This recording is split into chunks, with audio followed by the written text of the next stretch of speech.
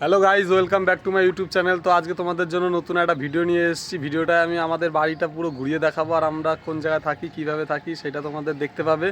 তো চলো ভিডিওটা দেখা যাক। দেখো, শুরু করছি আমাদের বাড়ির সামনে দিয়ে। তো সামনেটা এটা নতুন প্লটিং করেছে, তো এখনও রাস্তা ঘাট কিছু হয়নি, তো এর জন্য জল জমে গেছে। দেখো সব এইদিকে সব জমিগুলো বিক্রি হয়ে গেছে, কিন্তু এখানে তোমার রাস্তাঘাট করেনি, ড্রেন করেনি। আর ওদিকে যে মাঠের সাথে ওই বড় ড্রেন আছে, ওর সাথে যে অ্যাডজাস্ট করে ওগুলো এখনও হয়নি, ওই জন্য এই বছর পুরো জলে ডুবে আছে। দেখো ওই যে একটা মহিলা যাচ্ছে, দেখতেই পাচ্ছ। আর ওই যে সব বাড়িগুলো সবার সামনে দিয়েই জল, অনেক অসুবিধা।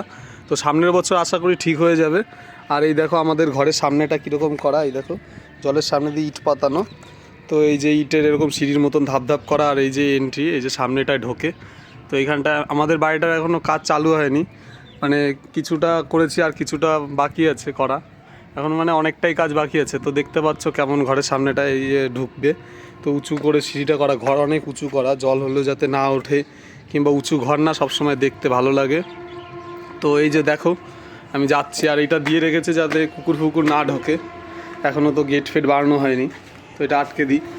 আর এই যে একটু ব্যালকানির মতন করেছি, দেখো এটা উঠে এই জায়গা দিয়ে ঢুকেই এইখানটা ব্যালকানি দেখো সামনেই। তো সামনে একটুখানি জায়গা রেখেছি, যদি 4 চাকা 5 চাকা কোনো দিনও কিনতে পারি ঠাকুরের আশীর্বাদে আর তোমাদের আশীর্বাদে, তাহলে এখানে 4 চাকা রাখবো, সেই সিস্টেম করে রেখেছি। ওই জন্য এইটুখানি জায়গা রেখেছি, নাহলে এই জায়গাটাও ঘর বাড়িয়ে দিতাম। তো ভাবলাম সামনে একটু জায়গার প্রয়োজন।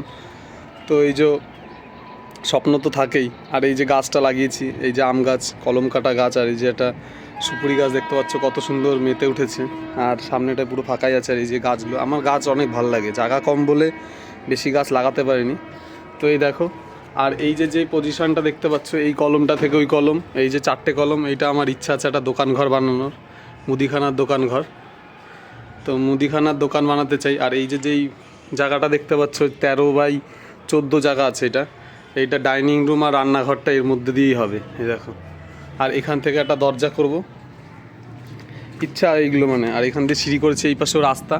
আর ওই যে দেখতে পাচ্ছ ওইখানটায় গেলেই ওই বাড়িটার পাশেই তোমার রেল লাইন, আমাদের জন্না স্টেশনের রেল লাইন। তো দেখো এইটাও জল হয়ে গেছে। তো এদিকে সব বাড়িগুলো হচ্ছে, এদিকে সব বাড়ি হয়ে যাবে সামনের বার, রাস্তা ফাস্তাও সব ঠিক হয়ে যাবে। না হওয়া অবধি এরকম একটু অসুবিধার মধ্যে আমাদের থাকতে হবে। আর এখান থেকে উঠে এই যে জায়গাটা দাঁড়ানোর, এখানে আমার দোকানে যাওয়ার জন্য করেছি, সব প্ল্যানিং করে করা আছে, আস্তে আস্তে হবে। তো দেখো, আর এইখানটায় আমি রান্নাঘরটা এইভাবে করব, আর রান্নাঘর করে এইটা ওঠার, এইখান দিয়ে একটা দরজা করবো, এই পাশে একটা দরজা থাকবে। তো আর এই দেখো এই নিচে একটা রুম আছে, এটা বাবা মার রুম, থাকে এখানে। ওই যে মা, দেখো এই রুমগুলো সব 13x14 রুম আছে। আর ওর ভিতরে এইগুলো সব আলমারি সিস্টেম করা হবে। এখন আপাতত এখানে পুজো দেয় মা, তো এগুলোর আলমারি হবে, শাটারিং আলমারি।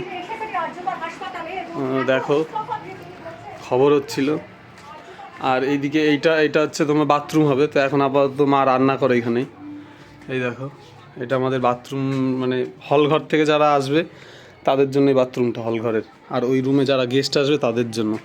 আর এই যে আর একটা রুম হবে এইখান থেকে এদিকটায়, এই রুমটা হচ্ছে মা বাবার, ভবিষ্যতে মা বাবার জন্যই হবে এটা। বাথরুম হবে ঘরের ভেতরটায় পুরো, মানে রুমের সাথে কি বাথরুম। এটা আপাতত করেছি কাজ চালানোর জন্য। দেখো মোটরের বক্স আছে, লাইট ফাইট দিয়ে কোনো রকম করা, অত ভালো করে করতে পারিনি। তো দেখো, আর এইটা হচ্ছে আমার রুম হবে। এই রুমটা আমার। আর এই যে এখন সব বিছানো মিছানো আছে, তোমরা বুঝতেই পারছো, কারণ দোকানের মাল ফাল এনে কিছু রেখেছি, এগুলো সব দোকানের মাল রাখা আছে। আর এই যে আমার টেবিল, এটা ফ্রিজ, এটা আমি কিনেছি অনেক কষ্ট করে, দেখো। আর এই যে আমার রুমটাও 13x14 রুম।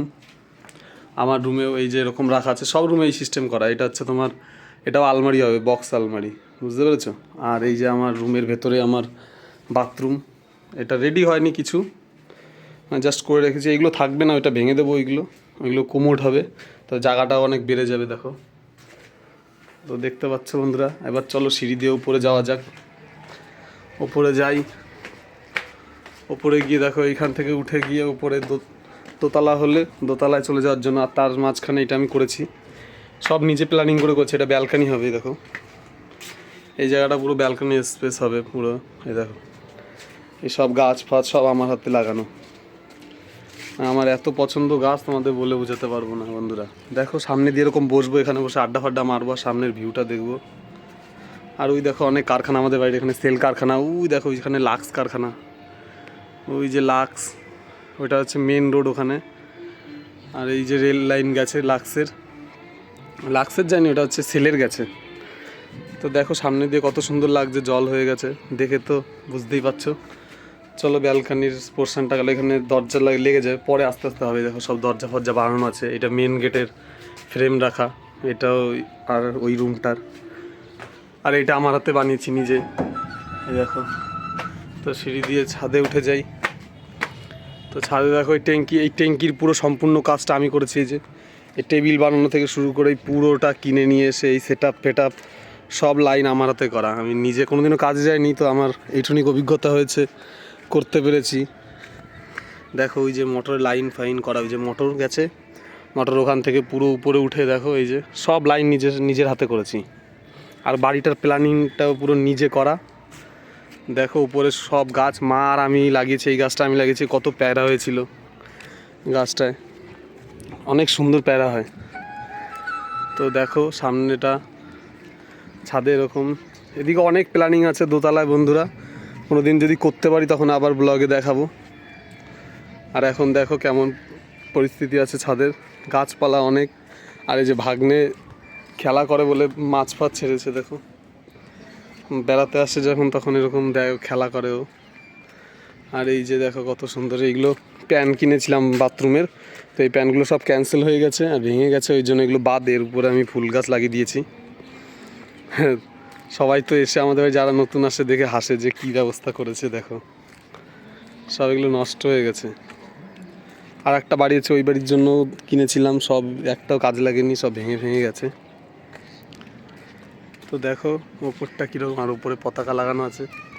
আর এই যে হচ্ছে তোমার এখান দিয়ে স্টেশনটা ধারেই, কিন্তু দেখা যাচ্ছে না, একটা গাড়ি গেলে বুঝতে পারতে। দাঁড়াও তোমাদের জুম টেনে দেখাচ্ছি।